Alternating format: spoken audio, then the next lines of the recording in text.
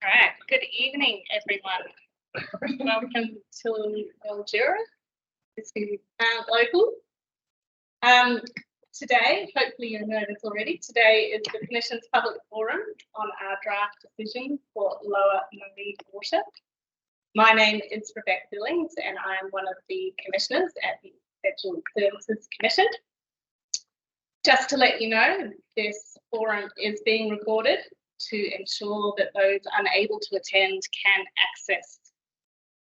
Any statement, comment or question you make will be included in that recording, which we plan to make available on our website.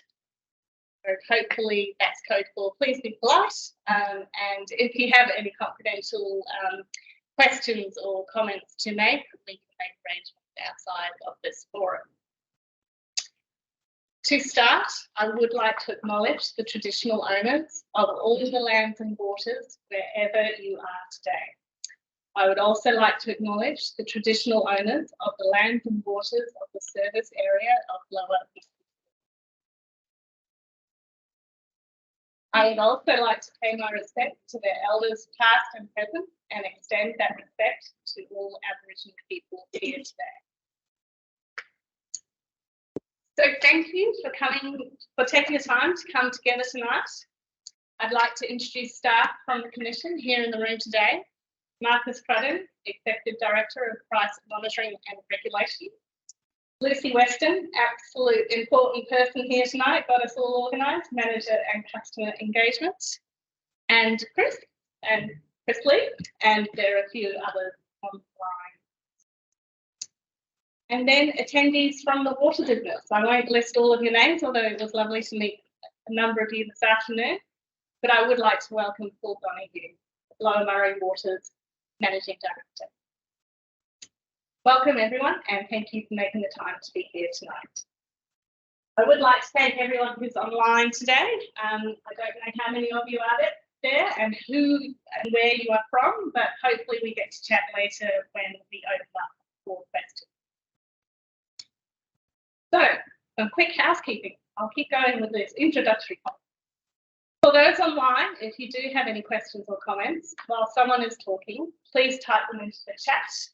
And Lucy, I think, will give you an indication of when your microphone will be unmuted and you can. In the meantime, please keep your microphone muted, and for those in the room, your telephone on silent. And as I said, in addition to your participation today, you can provide written feedback via Engage Victoria, and you can also contact us for any other form, shape or form of engagement that you would like. We do welcome comments and we do appreciate your engagement. We'll just give you a brief introduction about the Commission's role in price regulation. But as always, the main purpose of this event is to give you the opportunity to ask questions and to hear from you about your comments on Lower Murray Water's price submission and our draft decision. We will cover off on how we assessed the price submission and how we came to our draft decision. Then Paul will get up and has the opportunity to respond to our draft decision and articulate key points from the price submission. And then we will open up to the floor and give you the opportunity to ask questions. We do appreciate being able to have an open and honest conversation with you today, and insights from these engagements do help us shape our decision. So just a little about the Commission. We regulate Victoria's energy, water and transport sectors. We set the local government rate caps and we administer the Victorian Energy Upgrades Program. We have been regulating water prices for more than 20 years, including for Lower Murray Water. For the water sector, we approve prices and service standards. We monitor and report on performance and we administer customer service. We are currently reviewing the new water prices that will apply from 1 July 2023 for 14 water businesses across Victoria. The prices we approve reflects an assessment of the efficient cost water businesses need to recover to provide valued services to their customers. Following consultation, we issue a determination that sets the maximum price that Lower Murray Water can charge its customers. I will now pass on to Marcus, who will give you a brief overview of how we have gone about assessing the price submissions. Thank you.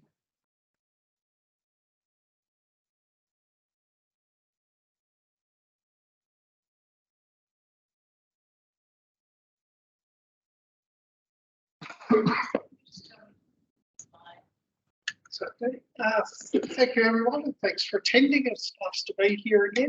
There have been a couple of ill-fated attempts to get up here in the past with COVID and all, so it's actually nice to see you physically in the room rather than online. I'll just take you through. So we assess Lower Murray's price submission to ensure it complies with requirements of the water industry regulatory order. That's an instrument set by the government, not by the Commission. And that sets sort of the rules that Lower Murray has to meet in putting forward a price rule, and the rules we have to do with assessment. And I know that some of you, it's an issue that comes up from time to time. There may be issues that are outside those rules and the things we actually can't consider or think we have to do because of how those rules are drafted. But we also check they met the requirements in our guidance, so we expand what's in the order, what we do about our expectations on the overall approach by the water business. We have an incentive framework known as Primo that provides incentives for businesses to be well managed, to engage with customers, to promote good outcomes for customers and consumers of their service. And we assess that against a range of criteria, and there's some financial incentives and some disincentives where those aren't met.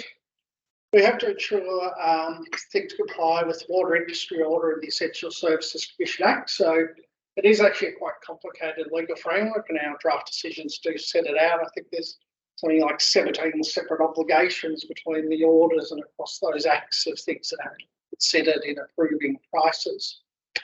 Next slide, Lucy. Now, it's sort of important, it's up to Lower Murray to propose prices and services consistent with the order, guidance and relevant legislation. So what operates in Victoria is what's known as a price respond model. So in some respects, Lower Murray leads the dance. They put a proposal in front of us. We have to assess that against the criteria. We don't get to overrule their things or say you should do this instead of that. It really is what have they put forward, does it meet the criteria, are expenditures prudent and efficient, are tariff structures in line with the guidance, have they consulted with customers and community in arriving at it, but we don't get to impose over the top, so we don't like this project, you should do something else instead. So it's important to understand it's very much Lower Murray's proposal that's put to us, and there's a legal framework against which we assess it. We get to the point now where we've made a draft decision. Our draft decision indicates we propose to approve and where we propose not to approve, and allow yourselves as stakeholders and others to respond before we make a final decision and a binding price determination. So decisions will take effect 1st of July, and that price determination's binding on Lower Murray Water over the 5 years ahead. So that sets out maximum prices, but also sets out things such as service expectations. It also sets out what might happen if something unusual or severe happens and they need to reopen or change price paths. So that's the most important document in the end. Next slide, Lucy. So here we are in the process that we put out our draft decision a couple of weeks ago. So it's been out, and hopefully you've had some opportunities to review it as customers, and the businesses have an opportunity to, I guess, have a first review of that. And Paul tonight will come back with the initial response that Lower Murray has, that Lower Murray will submit to us 9th of May. That submission will go up on the website as well.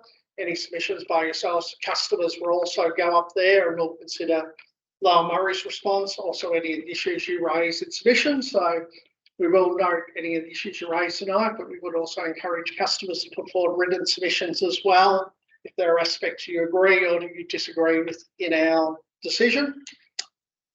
A quick summary of our draft decision, and we will sort of, Paul may overlap on a couple of points here, so we won't try not to overlap too much. Look, we propose to accept elements of price submission, so we will accept a 5-year regulatory period, so from the 1st of July this year to the 30th of June 2028. We accept tariff structures and forms of price control, and tariff, which is a tariff basket for urban customers and a revenue cap for rural customers.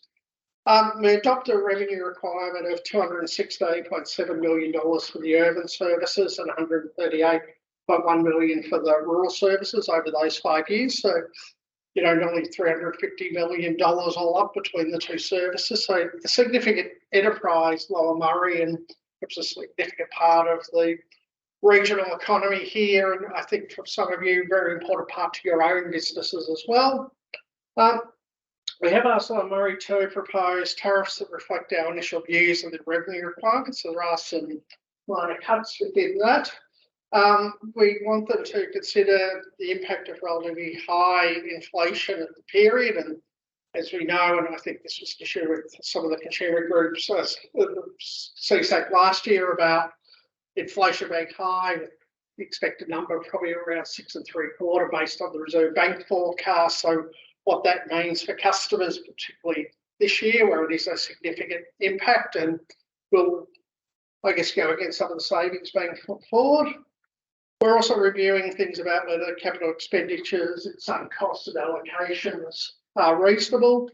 We're also asking for some further information from Lower Murray around things that are known as new customer contributions. So they're charges property developers pay when they connect new housing estates and houses to the system.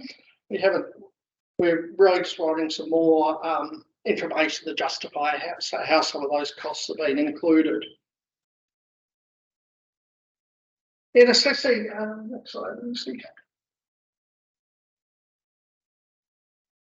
These are the proposed bills put forward by Lower Murray. So we are some minor increase above CPI for residential customers. I think amounts to about $10 a year or so, Paul. So probably mid-range. We have a few water businesses putting less than CPI for urban customers, but also some business across the state where price rises are as high as 10 to 15% across those 5 years. In terms of bills, Lower Murray is probably about mid-range in the state. The lowest typical bills of the state are around the $900 to $950 mark. The highest is $1,400, so it sort of gives you where it sits compared to other urban water businesses. On the rural part of the business, there are a number of changes that generally providing annual decreases and some significant decreases in a few of the districts, so particularly the Mildura high pressure system and the Robin Vale system. Merbein is the only district where it proposes price rises above inflation. I think, as I understand, Paul, there's some issues about utilisation as the network there that's driving that. So it's a better outcome for rural customers than urban, but we recognise the cost pressures some of you may be facing. We do recognise that while these are savings, inflation will still be applied, and that will, as I said, will probably be quite high this year and next, but is expected to be dropping back across the period. I think it's something we'll probably have some questions for us on that, but we're very welcome your feedback as well on those things. Next slide, Lucy. So Lower Murray's operating expenditure, we've made some minor adjustments to OPEX and CAPEX on the urban side. We've made some adjustments to OPEX on the rural side. There's a CAPEX adjustment, but that's more a technical regulatory thing about some costs that moved from, I think, last year into this year. So it's shown as an out, but ultimately, I think the bill of pumping that will sort of work its way back into prices in time. So it's not a necessary they've overspent or misspent their money on that. Next, this is just forecasted capital relative what they said they were going to spend, what they actually spent on these two lines. It may be a bit smaller, but there'll be printouts online if you want to go and look at these a bit closer later. Generally, on the urban services, CAPEX has been reasonably close, and we are seeing across the state that CAPEX has been up a fair bit. There's been significant rises in input costs there's also, as probably many of you are aware, a very heated civil and construction market at the moment. So a number of projects are probably coming in higher than expected. There's been a fairly rapid rise in some of those costs. But compared to a lot of businesses, probably say reasonably within forecasts over the period. It's a bit higher, but not a lot. In terms of the projection forward, there is a rise in expenditure. Some of that is based on some of those rising factors. It is higher than what the outlook was perhaps 5 years ago. So what did the 10-year horizon look like? In terms of, what's the next slide, rural businesses? Again, very, very similar pattern. I think the main, Paul took a bit of spike at the start of the current period, but generally tracked fairly well given all the circumstances that have been there. So I'm losing urban services. This is how we have seen a significant growth. It's probably been our main concern with Lower Murray over the current period. OPEX forecasts are up 16% relative to where they were expected to be. It's one of the higher rises in the state. So we have sort of discussed that in the decision. The forecast going forward, there has also been some transfer, and I think something led by some of the customers of moving a reallocation of corporate costs between the rural business to the urban business. So that's been reflected in the proposal. That's been approved by us as part of the draft decision. So that's one of the things that's keeping urban expenditure a bit higher and does reflect perhaps some of the changing nature of the business and growth in the urban business. So Lucy, rural, the operating expenditure was a bit higher during that period. Now, as customers, you're being shielded from that higher because reflecting prices is only the actual cost. Going forward, they're proposing quite smooth operating costs for the rural part of the business. Next one, Lucy. So we do think overall Murray met expectations for delivery against the outcome commitments to its urban services in the current period. As noted, that issue about being 16% higher OPEX is something that we have raised as a concern, and we'll be hoping certainly for better performance in the next period. We're satisfied with the engagement program was inclusive and gave customers opportunity to participate and provide feedback on prices and services that affected them. We're satisfied with the proposed outcomes and targets that Lower Murray has proposed and that they're being developed in consultation with the community and customers. We do recognise it's chosen to accept some risks on behalf of customers. These include the price caps for urban services, excluding some uncertain project expenditure, and taking some risks on some of the energy cost factors as well. So there are things that are taking the risks on behalf of you rather than passing those through.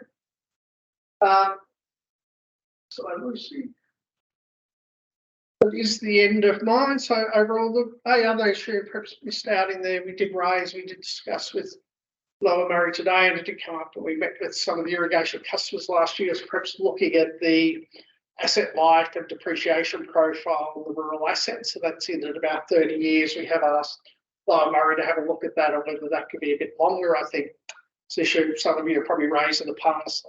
The co-ops in New South Wales are probably using longer asset lives under their annuities. So I think that's something we'd like Paul and the team to think about, and we'd really welcome some feedback from the irrigation customers about any thoughts you might have on asset lives in that irrigation districts. So with that, I'll hand over to Paul to let him give a response to our decision, and then after Paul's spoken, have an opportunity to ask questions of myself, Paul, or Rebecca. So thanks, Paul. Thanks, mate. Lucy, I'll just make sure I can run this. Thanks. Working? Is it you or Chris? That's okay. That's me. That's okay. Thank you, everybody, and welcome. And yeah, thanks to Marcus and Rebecca for your introduction. And I too would just like to acknowledge the country that we're on.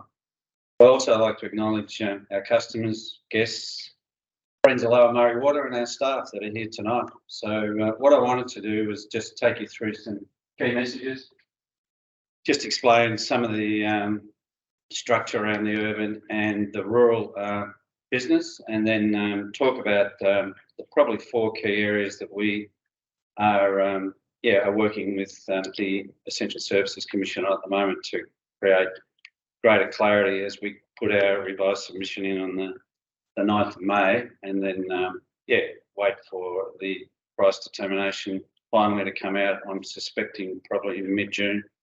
I think so. Marcus. Yeah, probably. I'll say about middle of June. Yep. Okay.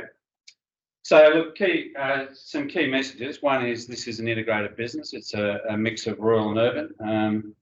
One of the key things that we're managing is climate change, and I guess our most recent event of that was the one in 70-year, the one in 70-year flood that we had from October through to pretty much February. And I think one of the interesting comments about that event was that while it was an event within itself, there's also a tail to it, which is the impact it has on assets and people and how we move forward. So that was pretty important. We appreciate that some of our customers, it is only thankfully a small percentage, but some of our customers are having ongoing hardship and ongoing issues around prices. So we're certainly wishing to support that. Digital transformation, cybersecurity was probably something we weren't even considering 5 years ago when we were standing in this room. It's become a big part of not just our business, but generally across, as you know, anybody that's holding data in any industry or utility across the world is certainly suspect to that. So we've got to focus on that. We're also very considerate of the long-term financial sustainability of the business, including the rural sector. We want to make sure that we've got a business that will not just be here today, but be here in 30 years' time as we trans through that time. Capital management program, Marcus alluded to that, is certainly an ongoing issue. We know the input costs are going up. Everybody knows that. You all know that in your own businesses or your own life. And if you look at capital, which is heavily intensive around labour, professional input, steel, concrete, you name it, any of those high-end things, it's certainly going to create some issues for us as we move forward. And it's important that we're managing resources and costs to deliver the best efficiency outcomes that we can. So it's the old inputs versus outputs, and we certainly have a focus on that as well. So this is pretty small on the screen, but I just want to talk about, we do have a strategy, we do have a purpose, we do have a vision. I won't go into the purpose and vision right here, but what we want to do, and that was alluded to before, is making sure that we're building a healthy and sustainable future through our priorities for our service delivery, our engagement and our environment.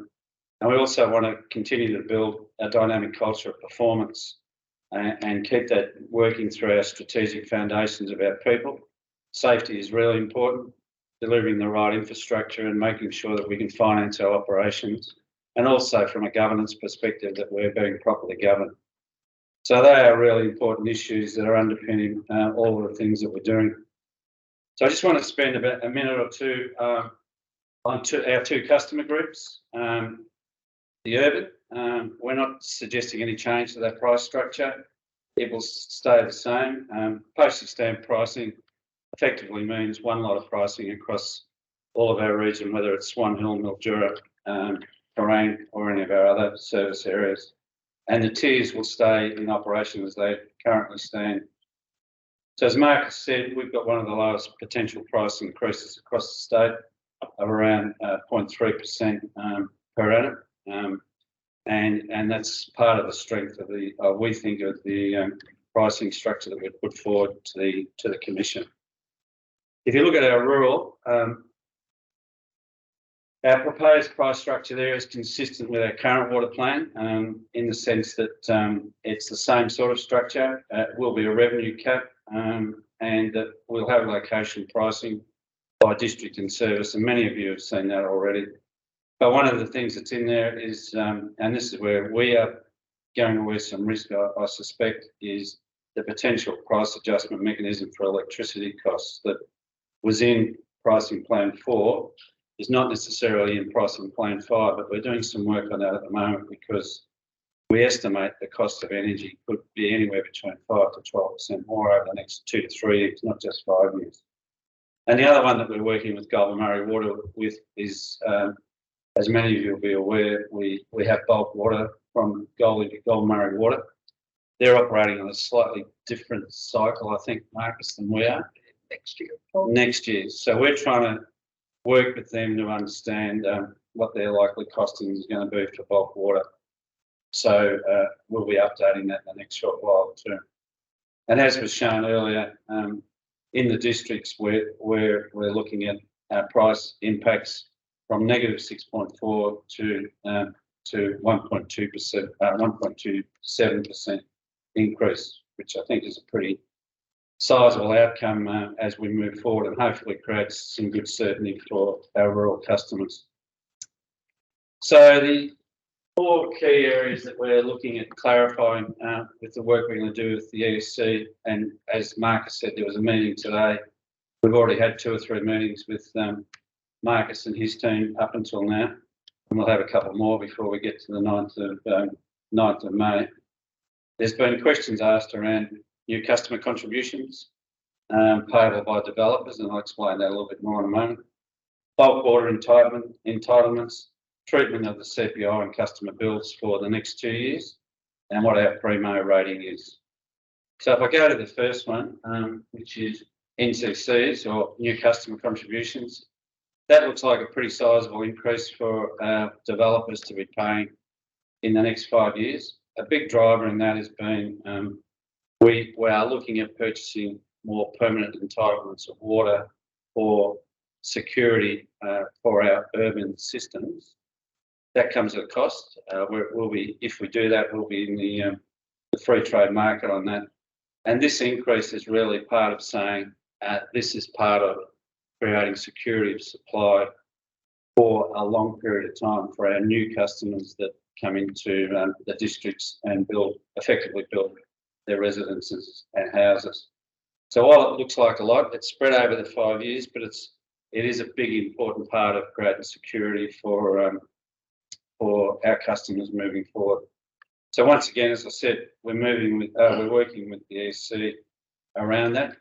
We'll also be back consulting, and we'll continue to consult with our developers before the 9th of May before we put that in.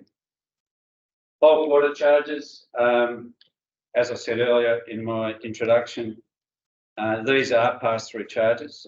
We're working with GMW at the moment just to try and understand what that means and what their proposed pricing pathway will look like forward for next year. And our expectation is that price won't be going down, it's probably going to be going up. So we're trying to work out a number that has some resonance about it right now, and that if we find out what we think that range will be, we'll most likely be coming back with an updated financial model, which takes that into account, and then obviously there'll be ongoing discussions about that. CPI, which is pretty important. We acknowledge that there will be a pretty sizable increase in CPI. As you said, Mark, it's probably 6.7% or something it'll look like in this year. We've been asked to provide further information illustrating how that will address the impacts of that relatively high inflation on our proposed pricing and customer bills for 2023-24. And we understand that that is an issue. I should just draw your attention to the fact, though, that we know that we're going to probably have to wear some internal costs as well. Energy prices, which I spoke about earlier, has certainly we think are going to rise substantially, and I think that's a general sort of feeling across the water industry. Chemical costs, not so much of an issue in the rural sector, but certainly the urban sector. If you go back to my original slide, which talked about climate change, I can tell you that since the floods and even during the floods, the quality of the water in the Murray River has been not that great. We've had to invest more money and time, not just in chemicals, but certainly in labour to continue to supply quality water to our urban customers. So we want to have another good look at that. Our contract maintenance services are increasing, as you would expect. If CPI is a pass-through from a lot of our suppliers, they will be passing it through. So we'll see the full impact of that. Insurance premiums, we expect to go up between 20 to 30% in the next 5 years, and we're already seeing signs of that. Once again, floods, bushfires, everything else that impacts people's and residences and assets is just an important part of that, and we're also seeing that. I think the other thing that's really hot in the marketplace is the attraction and retention of staff. If you're running at around a 3.6% unemployment rate, effectively it's a full employment rate, and that's a challenge for any industry at the moment or any employer, but we're certainly finding that. And escalating, as I spoke earlier, around escalating construction costs could be anywhere between 10 to 20% as we move forward in the next 5 years. And fuel and fleet costs certainly are another important part of what the input costs are going to be for us. So I'd just like to finish on the Primo rating. I think Marcus did a good overview of what the Primo rating really is. It's around performance, risk, engagement, management and outcomes. We were rated as the standard, and that's what we went in as. I think there's five categories. Or 4. Leading, advanced, standard. Yeah, basic. so we're in the middle effectively. We've gone in at a standard. Part of that was suggesting that I think our performance might have been rated as basic. We want to go back and have a look at that and really understand what that means. But also in a benchmark sense, we want to make sure that what we're doing is being deemed prudent and efficient. And then we just intend to seek some clarification around that as we move forward. So they were the 4 key areas that we are looking at coming back to the EC on by the 9th of May. There'll obviously be some other minor observations or considerations that we want to consider as well. But I think as an overview, effectively, as was said earlier, our submission landed at about a 0.8% decrease on what we went in at. I think at a first cut, we were pretty happy with that. We had a sense that it was fairly prudent and efficient, and we look forward to further conversations with the ESC as we move towards the 30th of June. So I'll hold it there. I'm not sure how you wanted to come back into the space. Thank you. Thanks, Paul. Do you want to sit there just so you're closer to the microphone? Yeah, sure. I think I'll be directed back to the field. Thank you. All right. So, question time. It is open to discussion. We really want to hear the views of stakeholders on anything that has been raised or any other topics of concern that you would like to talk about this afternoon. For those online, if you do have any comments, please raise your hand and people will let me know and we go to you. But I might first ask if to take the first question. Otherwise, I might, as the chair of the session. No first takers? Would you mind introducing yourself, Sam? Sorry, I'm Greg Milner. Thank you, Greg. I would like to ask from Male Murray how they arrived at redistribution charges in relation to urban and rural, how they arrived at that figure. Are you talking specifically about the allocation of corporate? Sorry? No, I'm talking about the percentage that urban was charged compared to charged over the last X amount of years, and this year there's been a redistribution shown up. Decrease charges. How did you arrive at that figure? Yes, So I should introduce Michael's the CFO, so Michael Ballard. So thanks, Michael. so yeah, based on, so my understanding, Greg, is that you know, there have been rules and guidelines that the regulatory code imposes on all workforce to abide by. And so what we've done in the past is set of guidelines that evolve over time based on change, climate change, etc., etc. So what we've done this year is we've sought advice from KPMG to come give us guidance on, everything that the business has today compared to what it was, 5 or so years ago, based on their information. Their advice, which took into account, like a lot of it, I know comes from value of assets.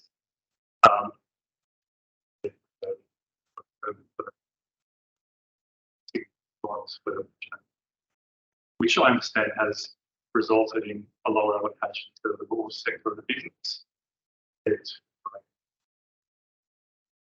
What you're saying, so explain what you mean by change the value of the asset. How does that impact the charging? No. So the allocation is based now on asset values, whereas previously it wasn't based on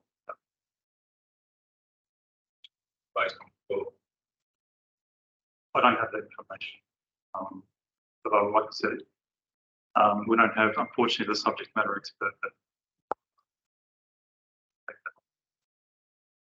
Murray has been taking from since 2000 and since the sector's first war, been suggested that the unit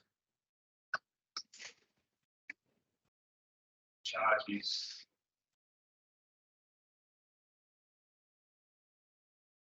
in urban, I think it's about 50, then went to 38.2, now it's at 38.60. What is it? That is the corporate allocation, and then the IT is. I'm asking how does your private those things, because I still think they're out of whack. I still think out of charge. And next question is to the regulatory authority.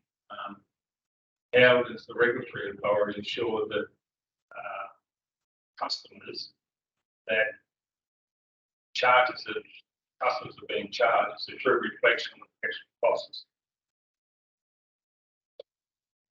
So I can have a go. Well, perhaps you answer first. Yes, at the end of the day, Greg, there's a set of rules and guidelines that the code provides, and yeah, we abide by those rules and guidelines. So there is a review that's done not just by the commission but consultants as well to ensure that we are abiding by those guidelines. So, and that's what we've done. So, like I said, the code regulations evolve over time, and we'll keep it in line. So, Brian, when the EAC only looks at what you supply, you're not supplying certain information. How do then they go on through our concern is because this has been a concern for a long time, and I've been raising for a long time. And finally, we've got some recognition that there's been an inequity. Don't know any charge. That's what's happened in the last 10 or 12 years in relation to the charges that have been going to customers. Because to be blunt, I think customers are being ripped off. Just to be blunt, and that's why we've been pushing at these things, and this was sort of shown out in the benchmarking study back in about 2011 or whenever it was, that was done by Marsden and Jacobson, highlighted the differences, and I was just wondering, how you arrived at this figure, because whether you've plucked it out of the air, or whether it's just someone said, yeah, that looks about right, or have you actually done the work to show that the true result of what the charges are? Well, it definitely hasn't been plucked out of the air, I can tell you that. And like I said, we got professional advice and guidance on coming up with the allocation. Okay, so what did they do? Did they go right through your business? Well, they would have got through the business, to arrive. They're not going to pluck anything out of the air. So I think they would have looked at assets, the value of assets, and you're right. Some of that has resulted, as I understand it, transfer of some asset values that will probably either loaded completely against the urban or completely against the rural. So they looked at that. They looked at internal labour costs and they looked at other operational expenditure related to both the assets but also the operations. Yeah, because I'll just make a comment. I've only been in this business a short time, but I will make another comment.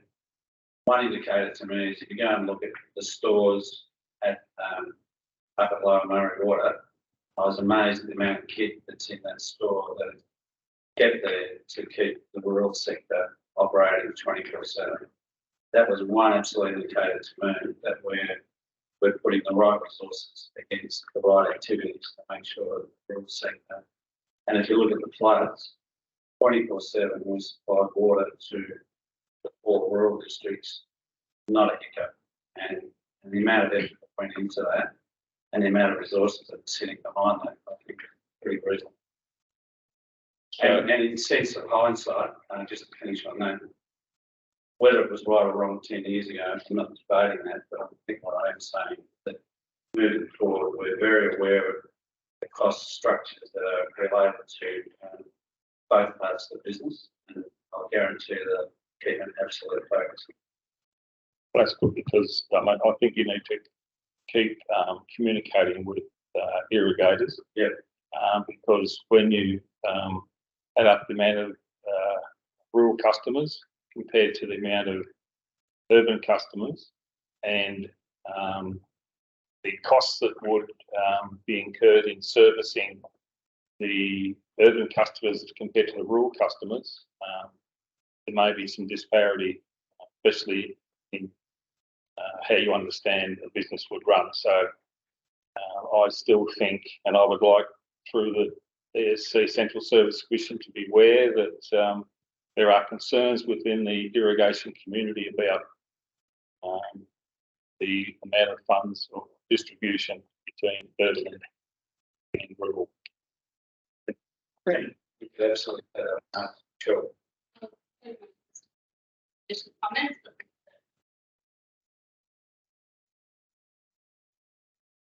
Yeah, thanks, Greg. We appreciate it.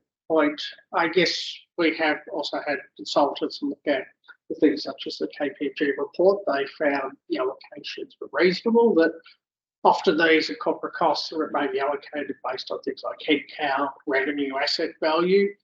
I guess one of the things we've very much had, going back, is that the urban part of the business is growing far more than the rural over time. So it is hard to unscramble eggs saying, we did promise when we met last year that we would look at this and this would come up. And I think Lower Murray responded actually by getting on the front foot and looking at it themselves and redoing it. There has been perhaps a bit of difficulty about allocation of corporate costs, over the last couple of reviews, because we had the rural part of the business regulated under a Commonwealth framework and the urban part was done under a Victorian framework. It's now all back under the Victorian framework, so everything's looked at together. So it's a lot easier for us to have everything under the one framework. Very happy to look a bit further into this. A lot of the costs on urban, we're really dealing here with the allocation of corporate and central costs, that things such as water quality treatment, those that are purely urban costs are actually charged on the urban part of the business. I think as you saw, I had the figures there earlier, all up the business operates on about 350 billion over the 5 years, and it's about 220s urban, about 160 rural, so that urban's now the bigger part. I think when we first started regulating it, the revenues on each side of the business were actually pretty even. I think they're both about 30 billion a year. So, the business has grown, probably the urban part of the business has grown more, and that's why I think it's appropriate more of those central costs, but we're happy to look a bit further at those between draft and final. We're really welcome any submission you make on it, and I think the business will be happy to come back to the customer groups that perhaps go through some of that KPMG work as well.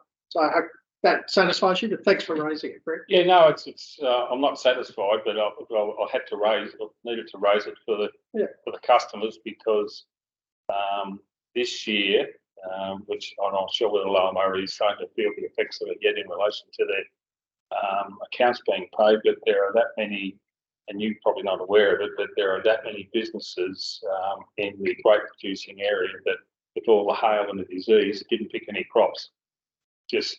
And it's just not isolated. There are quite a number of people that lost their crops with downy mildew, just wiped them out.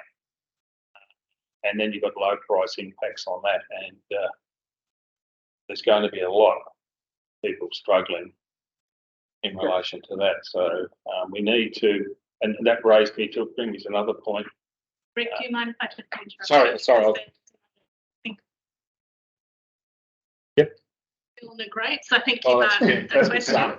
That's your son. Oh, how funny. Well, don't let him on. Oh, come on. He's asked a question. I have to let him on. You're invited to speak. Then we should get a hearing.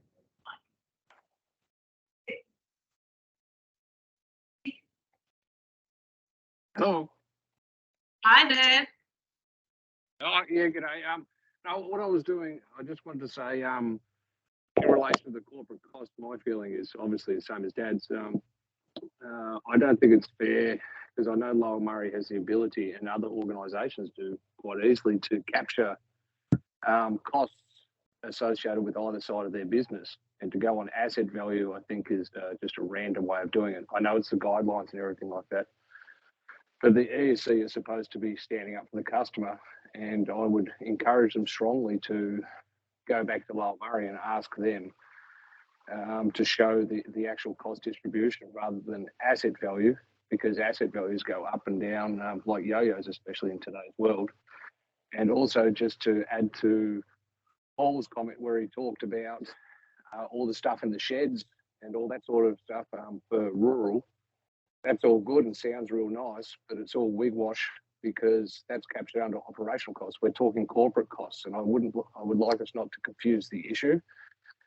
Corporate costs is completely different, and it feels like nobody actually understands the corporate cost, hence the figure that was in the past. And now, still to this day, nobody understands. KPMG were asked to do something, and I think the ESC needs to go back and actually look at this properly, please. Thanks, Tim, and nice to hear from you, and we will take it on board. And I think it was you that first started raising these issues with us a few years ago, so we do appreciate it, and we will take on board the comments you and your father have made. So thanks for that. Any further questions? Any questions from online? I've got something I'd like to hear a comment on.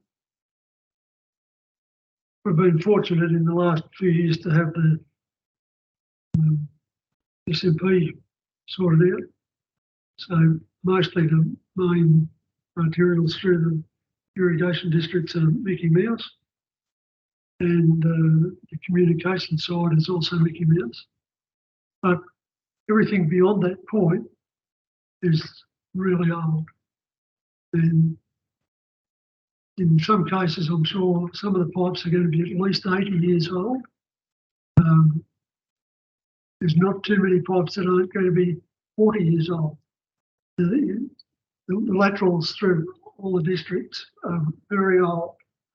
And I'd just like to get well, firstly, I'd like to say that if the rubber rigs are the main thing that's going to go on those, and it's also always works. And if we get to a point in time where all the districts are going to need megabucks invested at the same time, it's going to be a huge impost on the district. Can you give me a bit of a feel from your experience with all the other water authorities and irrigation districts around the place, how our infrastructure beyond the new main pipeline sits as far as age and the potential cost of replacement?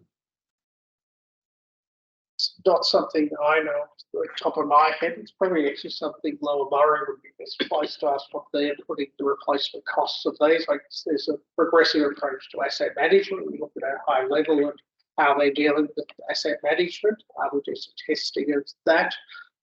There is always that tension between, replacing assets and trying to get as much service life out of them as you can, to extend asset lives, and that's a tension I guess all businesses have. I guess there's a lot of modernisation going across the state, so a lot of irrigation networks. When we look some of the rural water, Goulburn, Murray, future networks are looking quite different to the past networks, with changes in how they're delivered, the footprint of areas delivered to. So, but I'm not sure. Can I ask you in another way? Yeah. When you're looking at the system, we've got a 5-year plan, but the infrastructure that we're talking about has got a life of 50 years. Yeah. Do you think you're looking at that adequately?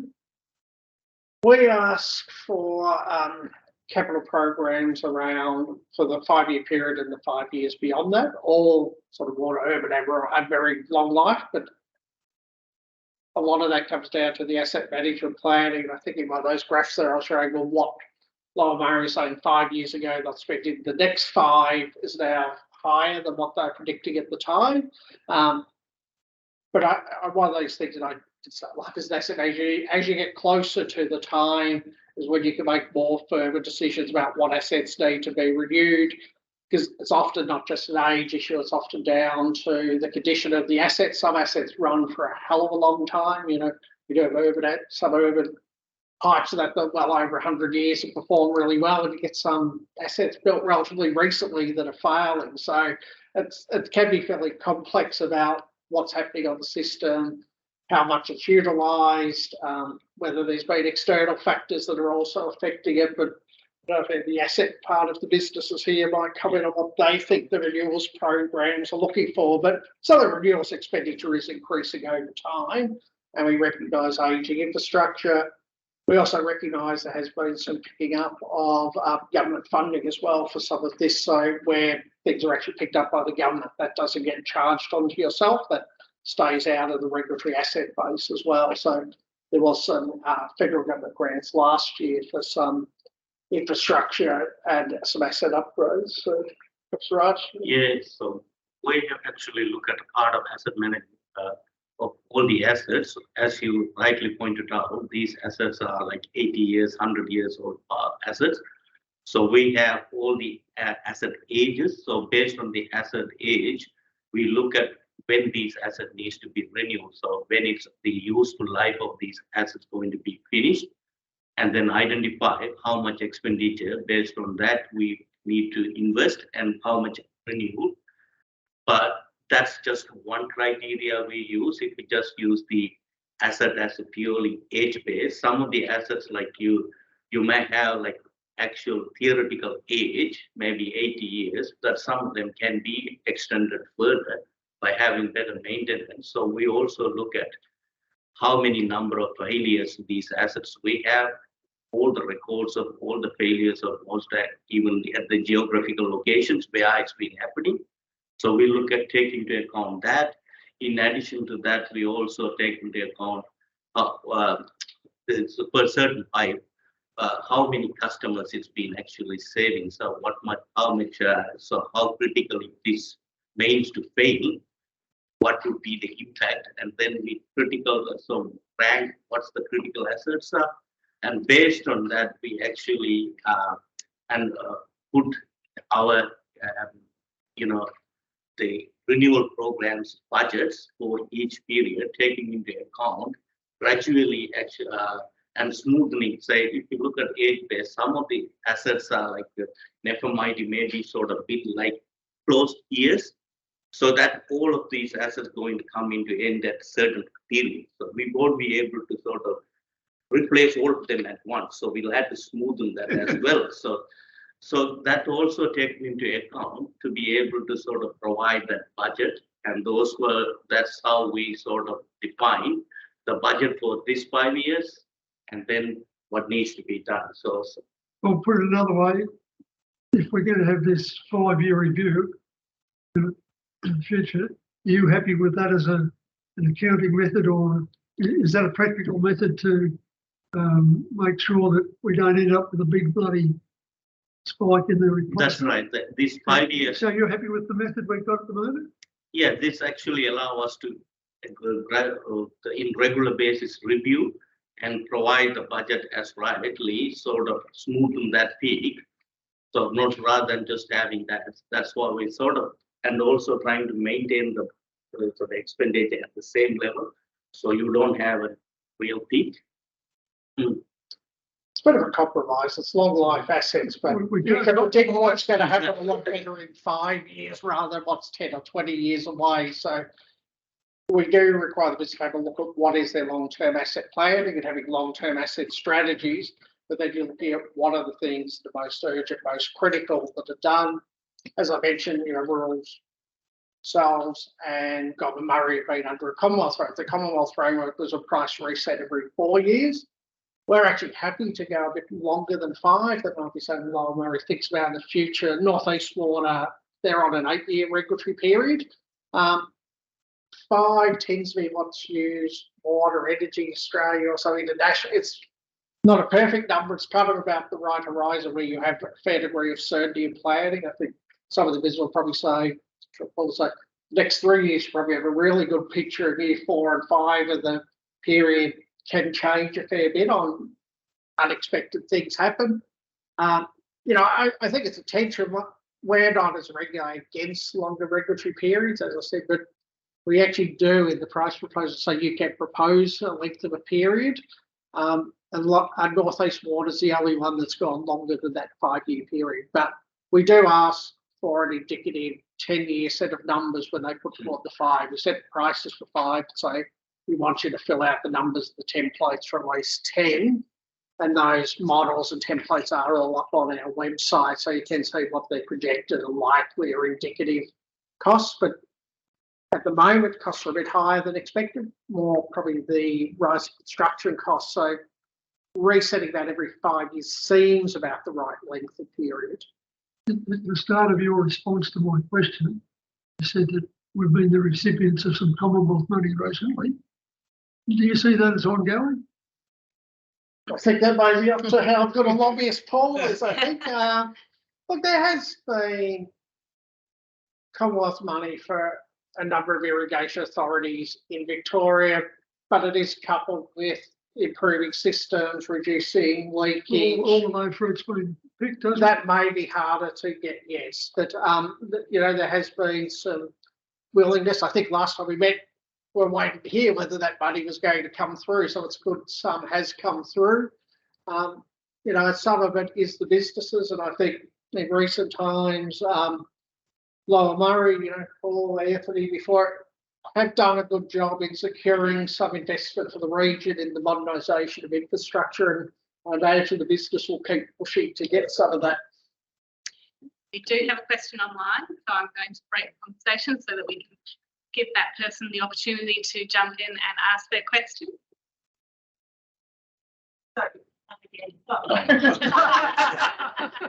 Greg, Should have went round for dinner, Greg. Where's me here? Oh, it's for family issues. Fair enough. Yeah, thanks, Tim. Go ahead.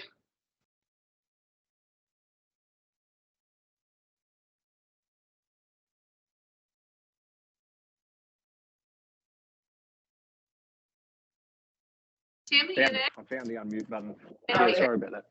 All good. It's technology, and it's not family issues. It's the wife's crook, the poor girl. 3 kids. I made her suffer. A couple of questions. First of all, Marcus, you just said that about longer water plans. Can Lower Murray actually go shorter water plans? Like that would make life easier for the ups and downs, or do it like a hybrid model of a longer operation, maintenance side of plans, but then an operational plan year to year, similar to how businesses and farms run their gear. Yeah, look, the difficulty with shorter, and as I said, the Goulburn Murray was on 4. The very first price submissions we ever did for rural businesses were 3, and they do become a bit difficult because you pretty well finish one and start the next one. That there is about yeah, there is a lot of work that goes in by the businesses, a lot of work coming up with things like these 5 and 10-year asset plans. Because infrastructure costs got dominated, it is better to have a bit of a longer period, because just getting the view of what's going to happen, and perhaps not quite as much changes year on year. I say that noting this has been a very unusual year with pandemic effects, floods and all that. There are provisions within the pricing proposals. So, Greg, if something, sorry, Tim, if something really unusual or unforeseen happens, they can come to reset prices or shorten a period there. So it is something the business can initiate. We've done it, haven't done it often. We've done Collingwood Water had that. They got very badly affected during the drought. Had a couple of years on stage 4 water restrictions, and they actually reopened their prices within a period because revenues dried up, and there was also significant investment in, you know, the Goldfield super pipe and stuff. So there are circumstances where people can go shorter. Northeast, that went on the 8 years, had a mid-year 4-year period to show things are on track. So, you know, could potentially have a longer period, but some type of mini thing within a middle of a period to say if things tracking as we expected or if things changed. But we are a bit open to it. But as I said, the business has a bit of flexibility in what they propose. A bit longer is not too bad. In another sector, we regulate the Port of Melbourne, and they've been doing 1-year price submissions, and we're urging them to go to longer periods because it's very hard to assess a 1-year view of OPEX or CAPEX. And if people keep reforecasting, it's very hard to say, well, are you tracking to a plan? Yeah, that's why I was asking whether you could do a hybrid sort of operational. Is that's the thing that changes. That's variable year in, year out, and that's where poor Lower Murray come unstuck. And then CapEx is something long term that you want to not be lumpy either. So, you know, that's why I was asking hybrid style there. And can you refresh my memory, facilitator? What was my other question there? Sorry, please.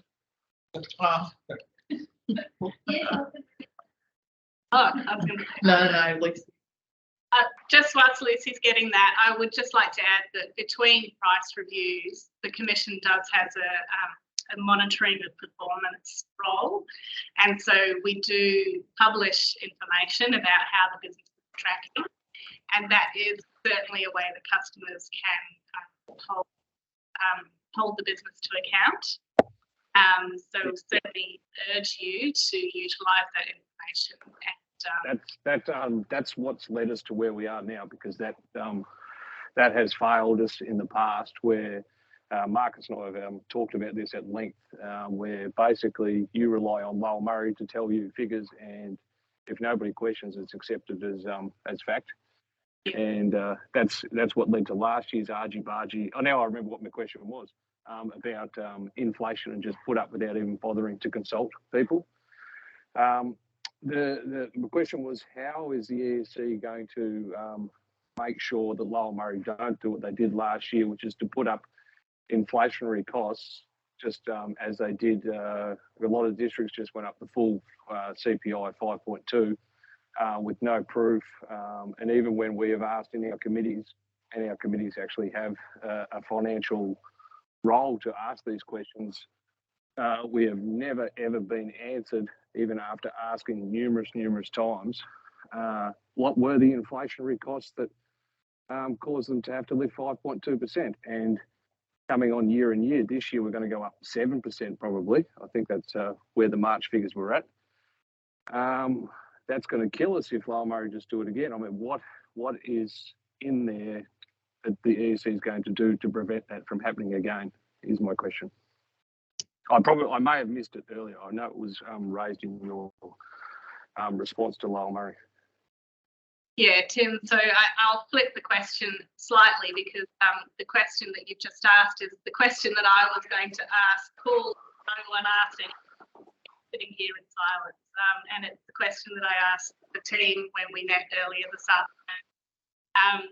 Other water businesses have gone ahead and stated that they will not pass on the full inflation for the 23-24 year. And I'm very interested in hearing Murray Water's position on this.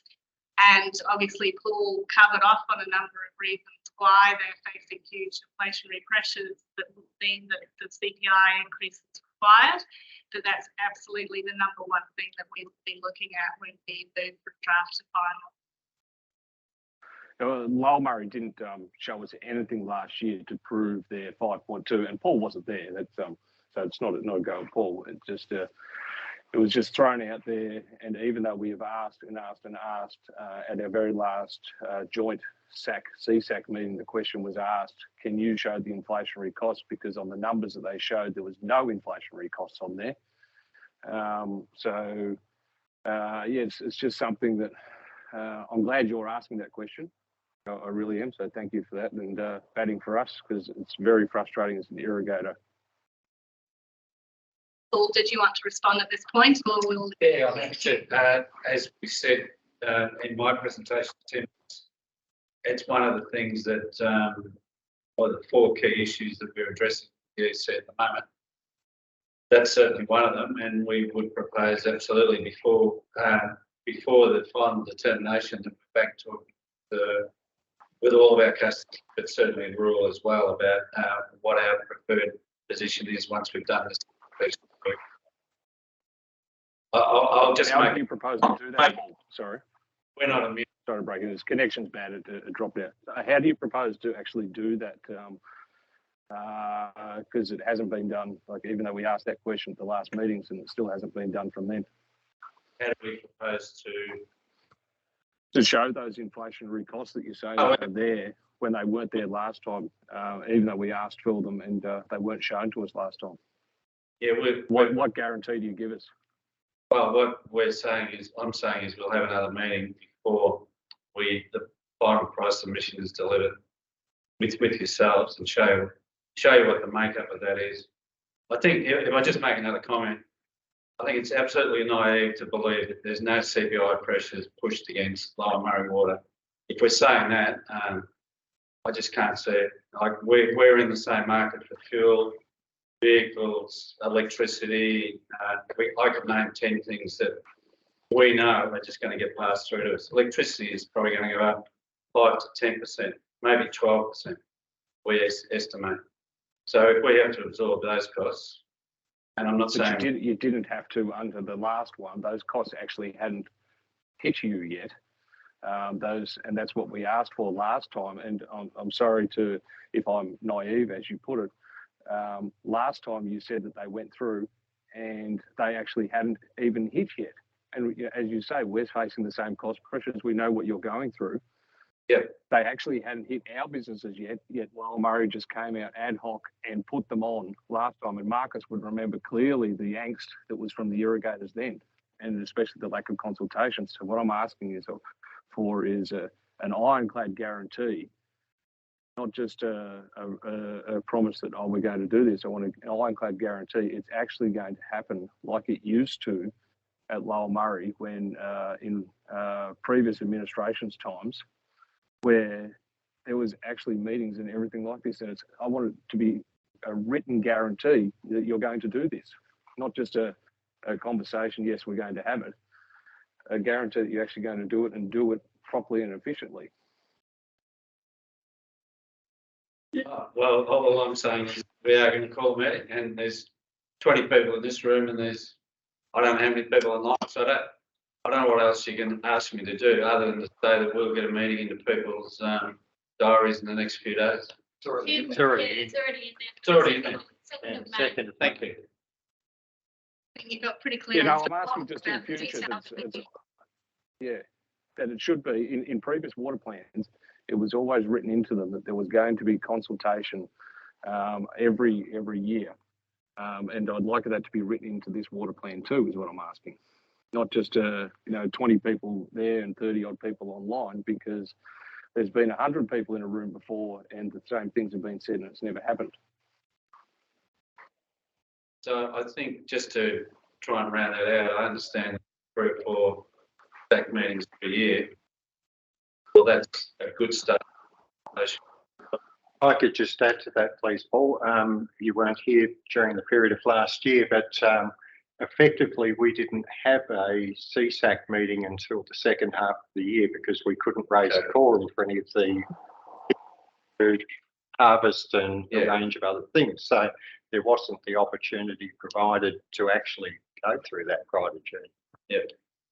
David, Look, that's a perfect, and you and I have discussed that before. That, and I don't want to argue online, but please let's we didn't have move forward.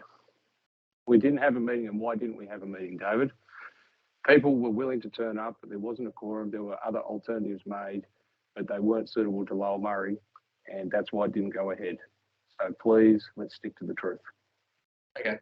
So I'll take that on board. I'll just make another comment is every year the pricing, we put our revised price, it's not revised pricing, generally it's checking the pricing with the ESC on an annual basis, and then that is signed off every year as well. So that's another safety mechanism.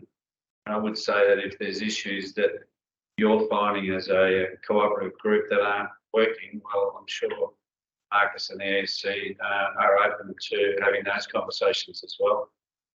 That's all we're asking for is a way forward, not to look at the past. I know I've brought up the past, but that's just to demonstrate that I'd like to go forward. I don't want to be doing this sort of thing. So I appreciate that. So thank you. Yep, done. 2nd of May. Yes. Thank you. Beautiful.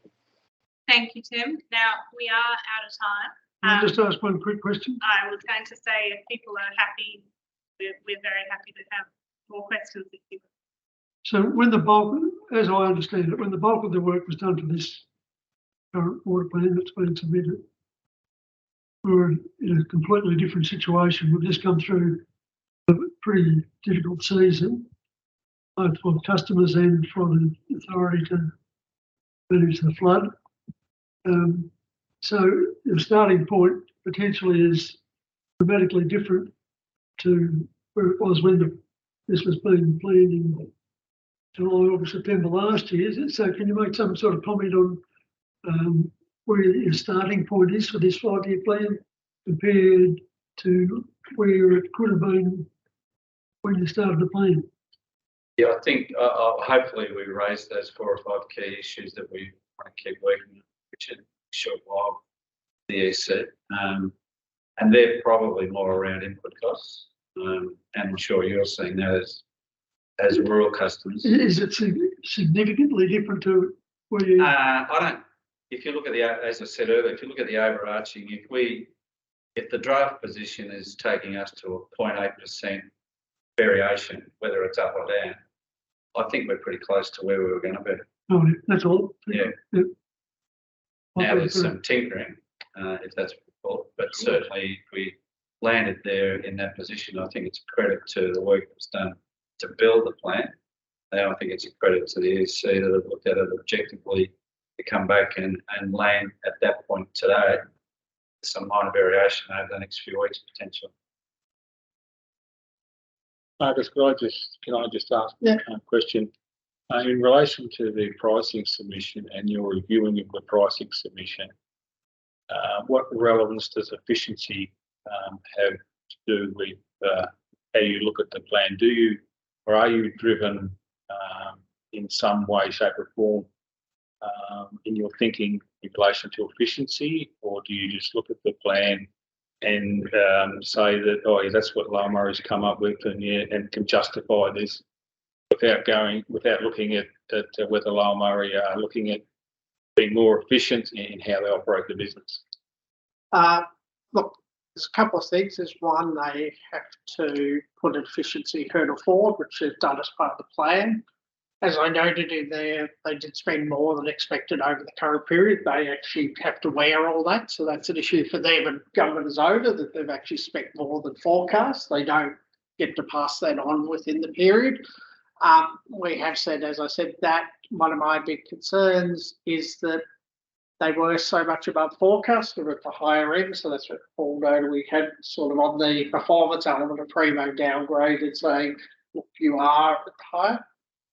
Across the sector, costs were high. Most businesses traditionally have met or outperformed their efficiency hurdles. The last few years have been highly unusual with the pandemic, work from home. The uptick in inflation happened very rapidly.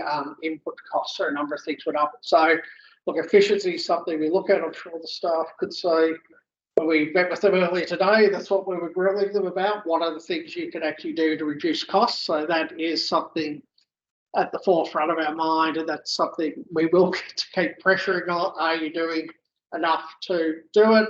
I think also while Murray's are saying this is things they're doing in terms of IT cost core, that there are investments to be made that will realise cost savings in the future, but you've got to make some of those investments now to do it.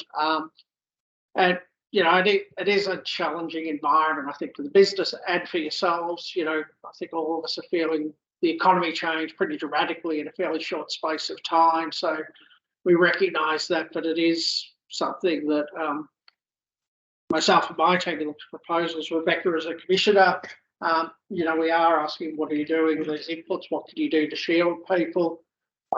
In rubbish, I do made the earlier point, Greg, I probably should have, about, you know, the people that suffered from the flooding and their crops and how damaged. Not so much the flooding, you know, the spiritual people. It's more the impact of the very wet season and disease impact. The flooding only affected. We were affected by the flooding ourselves, but there's probably, I don't know, would be 30 or 40 or 50, or there's not a lot in relation, but for the disease impact and the price impact. And why I raise this efficiency is because in our business, and we're not a small business, we look at efficiencies because the cost, and the only way to survive is to look at efficiencies, and that has to be a constant focus within our business, because as soon as you start to get waste, and it can be a problem within government or semi-government organisation, that waste is, or addressing waste is not as important as it is in the private sector. And I think there needs to be a focus on addressing efficiencies and looking at where waste can be reduced. And I don't know what the role of your role is in relation to Lower Murray, but I'm hoping it's we have a role in terms of pricing. Government does in terms of the ownership, and the board does. And Sharon was here earlier. You know, I'm kind of putting pressure on the management team. Are we reducing costs? Are we thinking of new? But is that all we do? Is that all we just, are we reducing costs, or do you go further than that and actually look at the cost structure and see where you can ask pertinent questions to say, okay, justify what you're doing here or what you're doing there? Yes, that's what occurs. So there was, and you'll find on our website, a report by FTI Consulting. So they've reviewed the expenditure and capital expenditure plans. That's what Paul's saying. I'm reasonably proud that we come up with about a 1% cut beyond what had been put forward. So there is arm's length engineering experts that go through the capital programs, reviewed from very senior engineering people that have gone through and done that assessment about, are the programs reasonable, are they deliverable? We are looking at the operating costs. We've made some adjustments. They're also required to have an efficiency hurdle in there that they'll cut costs at least 1% per annum. So that's been put forward by the business.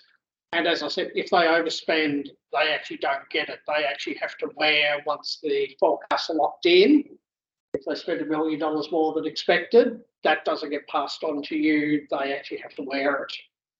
It comes from somewhere, and that somewhere is us. So whether it shows up in figures or not is irrelevant, because the only money they get is from us.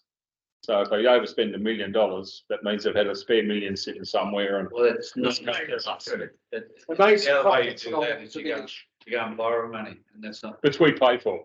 Well, it all comes back to the customer, one way or the other. Yeah, but at the end of the day, we show you the numbers, and you can see the losses that Lower Murray incurs every single. So what does that yeah, but those figures, I don't want to get too technical now, but those figures don't give a true reflection, because a lot of depreciation stuff in there.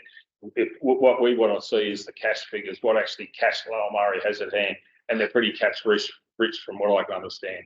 It's interesting if you have a look at the 5-year plan. If you go and look at our proposed expenditure this year in OPEX in 5 years' time, that's in the report, and I'm happy to pull that out. You're not seeing a huge increase in expenditure, I guarantee you. And what I said earlier is the fact that as the plan currently stands, we're going to wear a lot of around a lot of the activities, and the board and the business. Can sign you- up to can that you- with it. Explain that. How do you wear the risk? Well, If there's a financial risk, does it come out of your pocket or does it come out of mine? well, effectively, the business, it's coming out of the business. The Yeah, and business who got- pays for the business? Well, the business got to work out where it's going to get that money from to continue to run it. And for the business to be sustainable, Yep. you get that from rates. Yeah, like Yeah. every other business. That's right. So what I'm saying is, Lower Murray wears the cost, and that's fine to say. It sounds good. Oh, Lower Murray's taking this, but it's me. It's the customer that's paying. No, but if as Marcus alluded to, if there's a price that gets charged based on the cost that we budgeted for in the water plan, and we incur higher costs than that, and this is a really good example where we've had the floods to contend with. There was not one additional cost that you had to pay for out of that. We have to wear that.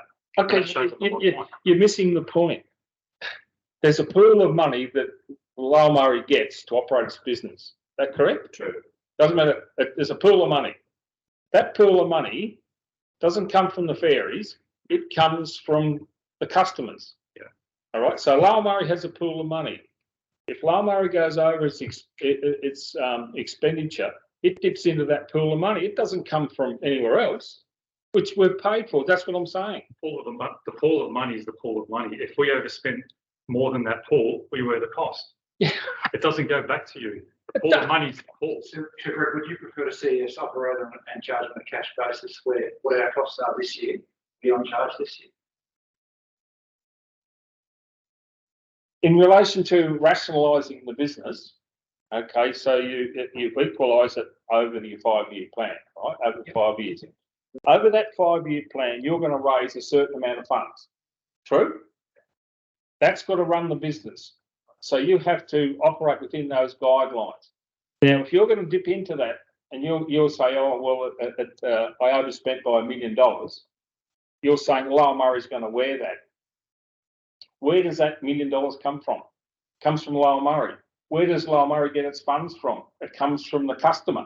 So the customer pays. I'm not disagreeing with you. That's all I'm trying to get clarified. So you shake your head. So am I wrong? No, but they don't pay for that extra $1 million.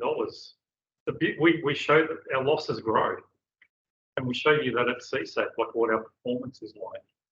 There's only X amount of dollars based on our pricing submission that we can recoup from customers. So where does the money come from? Well, one of the, as I said, Where else does Lower Murray get its money from? as I said, one of the other ways is grade debt. Now, I have to say, yeah, that's coming from customers.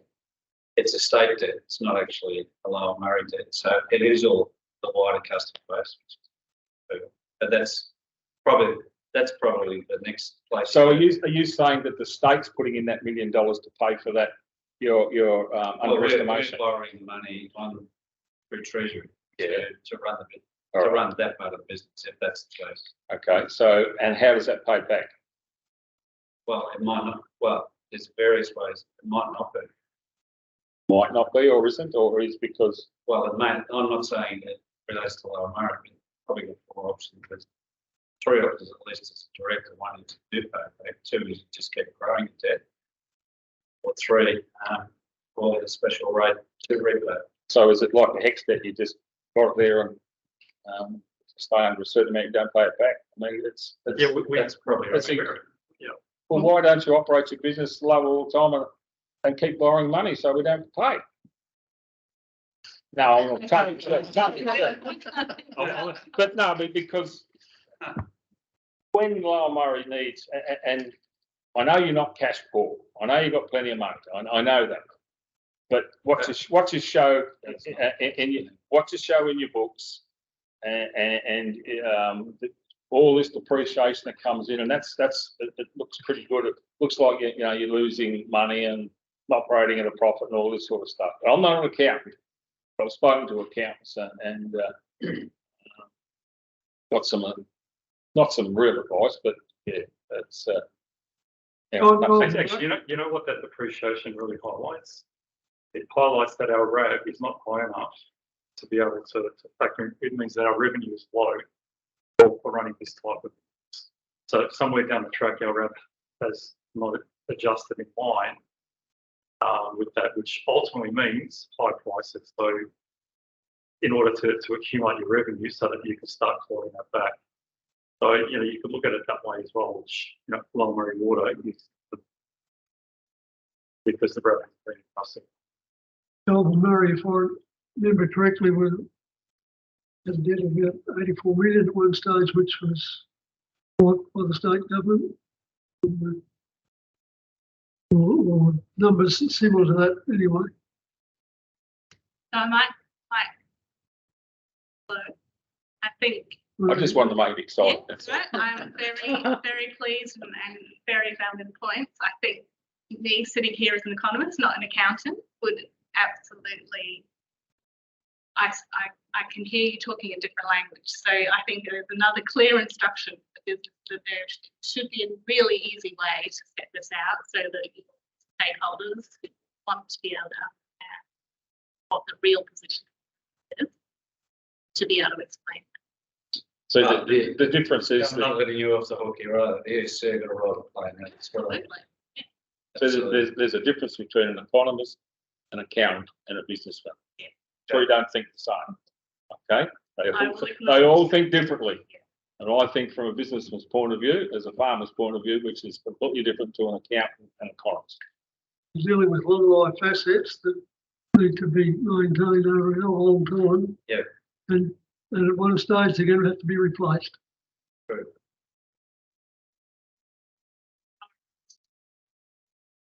Any last opportunity? Oh, no, just to say, yeah, thanks for the robust conversations. And, you know, yeah, there's the business, as I can see, takes it seriously. Obviously, I think a 5-year plan, there's a lot of discussion around whether it's longer or I don't think it is short. I mean, I know how much time it takes to build a pricing plan. And as Mark said, I remember the first plan in 25, the Water Corps did 2005 to 8, got the plan done. 6 months later, we start the next one. So it does, I think one of the things for authority and for customers, 5 years gives certainty. If you can give certainty in any industry, any activity that you're undertaking, at least it gives you the opportunity then to build your own thinking about how do I plug into that certainty over 5 years. Just while I think of it, the regulatory. That's it, mate. No. That how you're reporting and how much you're regulated in relation to the tier 1, tier 2 regulation situation. Is there any way, because all comes at a cost, all your reporting, all your regulatory commitments come at a cost, which comes back to your price, which should show up in your pricing submission, I guess, and the customer has to be paid for. Is there any way through the ESC that the burden or the regulatory burden upon the organisation can be lessened? Like I'm not properly up to speed with the tier 1, tier 2, but I think Lower Murray's under a tier 1, which has a whole lot more regulatory requirement. Is there any way that actually you no can longer under that, Greg, because they've moved back to a Victorian framework. So it's now all under the Victorian framework. Yeah. In terms of regulatory burden there, it's probably something as we're closing out. Perhaps could ask Mr. Shing tomorrow. Yeah. So, you know, but the tier 1, tier 2 was the Commonwealth framework, and that no longer applies to Victoria. So is it a similar sort of regulatory system? Look, they're similar, but we've designed the Victorian one. We think it's a better regulatory system. The Commonwealth one had something I agree with, fairly burdensome and fairly narrow in, so there's a bit more flexibility. There's also a lot more expectation, I guess, on the Victorian one for more things such as engagement and consumer community input, so that sort of pre-road framework I talked about. So we probably better wrap it up. We might be here all night, but But I should also note that for those in the room, there are some cakes and all at the back, so we'll be around a little bit longer. So for the chat while we have some day. And this is something off the Victorian government, so don't let that go to waste. So thanks everyone. Thank you. Thank you. Thanks for your time. Thank you.